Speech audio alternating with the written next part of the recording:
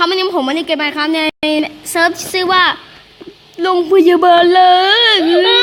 เอากล้องมาวันนี้ผมมาอยู่กับคุณเนยนะครับเอากล้องมาโอเคกูเปิดกล้องให้ละ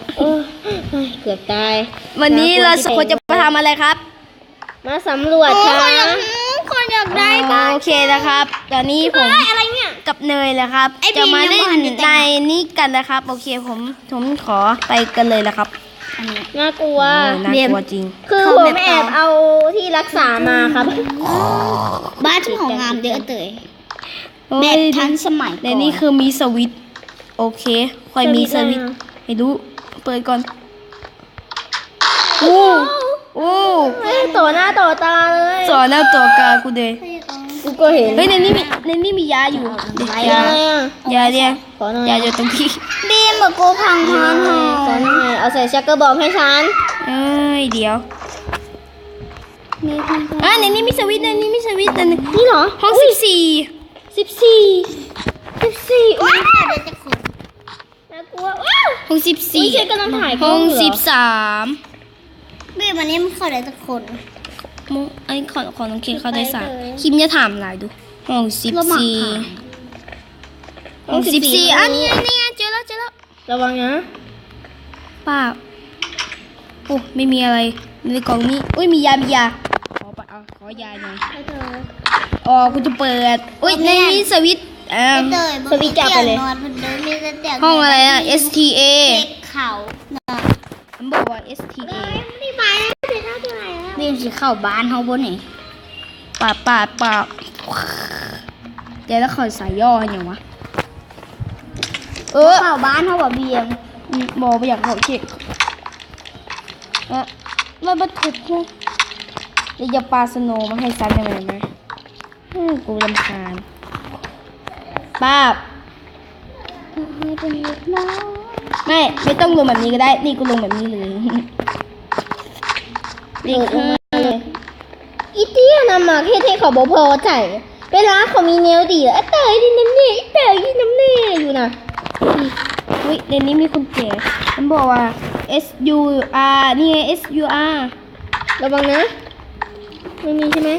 ไม่มี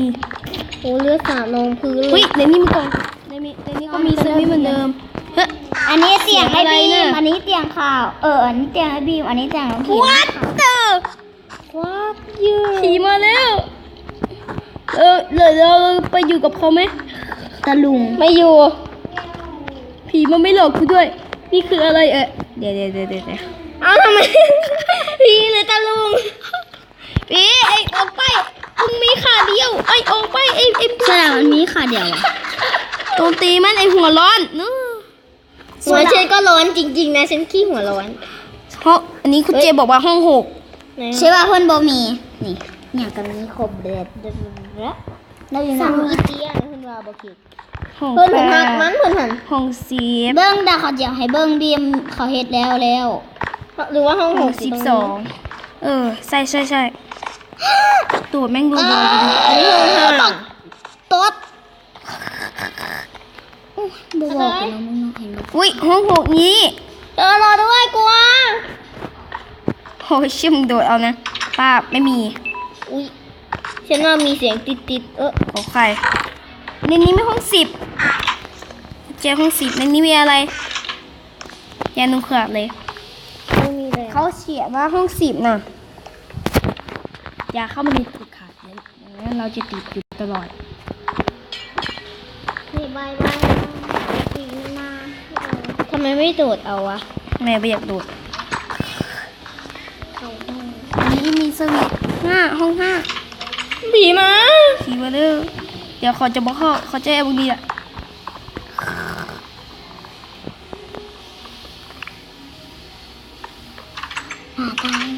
เขาเป็นนายพี่ได้ไหมคะเข้ามายัดติดติ่งทุกอย่างไปถูกอันนี้คนเพลสวยบอกเอาไอ้บินเนี้ยไปมั้ยคือป่วยวันตื่นมาแล้วปิดแล้วปีตองไอ้บิมเขาถอดหัวฟักทองเอาไว้โอเคผมขอถอดหัวฟักทองก่อนแล้วก็สว่างหัวอ้าวเราจะไปแล้วมั้ง ไปชิว มันไปแล้ว มันไปแล้ว ก็ได้ เดี๋ยวกูใส่หัวใหม่ก่อนป้าเรียบ น้ ร้ อง อย คิมก็ได้ อันนี้อะไรอ่ะรูปภาพใช่ไหมเนี่ย ใช่เดี๋ยวกูขอใส่กล้องเฮ้ย อันนี้มันคุณเจห้องอะไร ห้อง5เดี๋ยว ห้อง วาง ห้าห้องนี้ เนี่ย ห้องนี้เฮ้ยกลัว อ๋อเดี๋ยวกูจะใส่สวิตช์ไกลไม่มี เจ๊เจ๊นะ เนี่ยอันนี้อุ้ยในนี้มีกล่อง มียาเพิ่มแล้วก็มี เฮ้ยอะไรเกิดขึ้นห้องนั่นน่ะไอ้บิม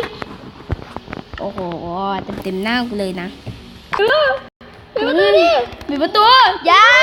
เราได้สวิตช์แล้วว้าวันนี้อันนี้เขาเขียนว่าห้องหนึ่งอยู่ข้างล่างนี่ ห้องหนึ่งชั้นล่างดิโอ้ยฉันหิวข้าวน่ะ ฉันไม่หิวมึงกินข้าวสาลีก็ได้นะ ไหน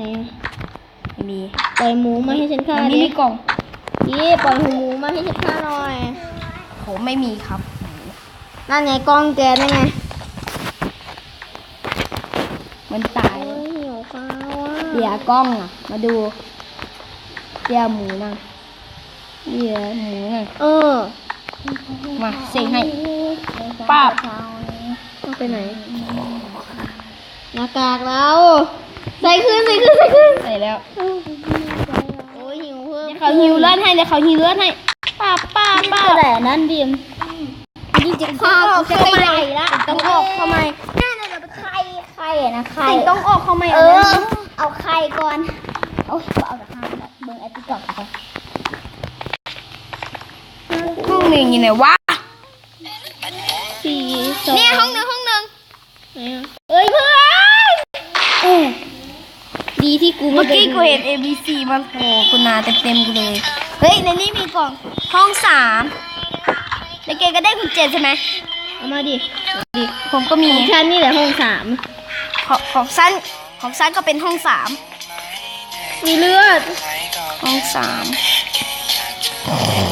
ห้อง3แถวๆนี่แหละ อันนี้ห้อง4 นี่ห้องนี้ มากูจะวางปั๊บโอ้โหนี่กล่องโอ้โห I am the key or the key นั่นห้องตรงข้าม ห้องตรงข้ามเนี่ย นี่ไม่ใช่หรอ คีย์ the key มันเป็นคีย์ เดี๋ยวหิวข้าวจะแย่แต่ก็ไม่ได้นำข้าวมาอ๋อตรงนี้เหรอ ไม่ใช่มันต้องเป็นห้องคีย์นี่ไงฉันเจอแล้ว โดดเอา โอ้โหต้องหากุญแจมาหากุญแจช่วยกันเฮ้ยเนี่ยฉันเจอแล้ว ตัวไหนอ่ะ โอ้ห้องอยู่ข้างๆโอ้ยเชือดแหลก น่ากลัวเด้อ เฮ้ยไม่ต้อง ยัง กลัว ถ่ายหนังอยู่ไหมเนี่ย ถ่ายปั๊บเฮ้ยเปิดทางออกเปิดgetออกทางนี้ด้วยทางออกจากด้านข้างมาแล้วไขประตูอันนี้วันนี้โอ้ยด้านข้างปังเย้ ทำนะคะทองได้ นะปิดกล้องก่อนปิดกล้องขี้เดียดโอ้โหแม่งซัวค่ะปิดทุบอะไรฮะปิดทุบอะไรก่อนฮะบอกโอ้ยไอผ่านแล้วล่ะค่ะวันนี้ผมสามารถออกไปจากโรงพยาบาลล้างได้เลยล่ะค่ะถ้าชอบคลิปพวกเราเยอะอย่าลืม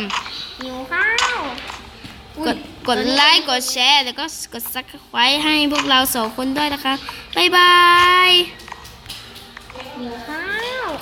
ไม่หิวข้าวมึงก็ไปกินเนื้อปลาอะไรไปเดี๋ยวเยอะมาบ๊ายบาย